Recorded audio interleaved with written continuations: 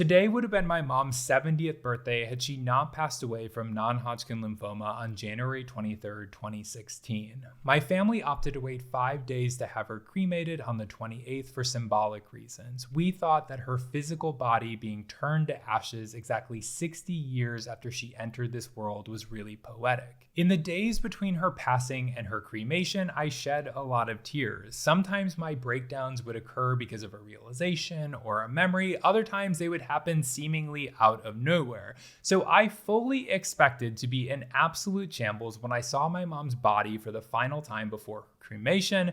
But as I documented in my book, Losing Linda May, a cancer caregiving memoir, I was weirdly unemotional. Unlike everyone else in the room, I did not cry when I said my last goodbye to her, which made me really self-conscious. Over the last 10 years, during which I have experienced many more losses, I have learned that everyone grieves in their own way and that situations will be a trigger to one person, but not another. In this case, seeing my mom's body didn't affect me because it was so obvious to me that her spirit was no longer within it. Plus, she looked like she had finally found peace, which comforted me because I had seen her suffer so much as her primary caregiver.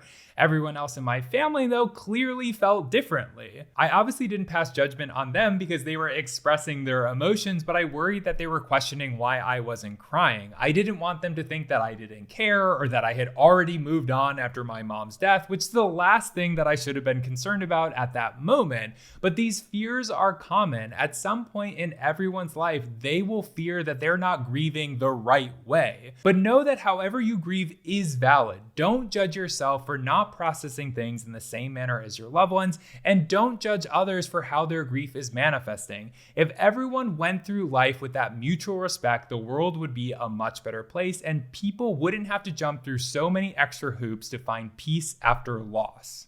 January 28th is the last day in my book, Losing Linda May, so that means that I will no longer be posting any more companion content for the book. For those of you who have been watching since the very beginning on July 5th, I greatly appreciate your support and your likes and your comments. If you are just finding this now, you can jump all the way back then and binge them all while you read the book to get a lot of extra insight.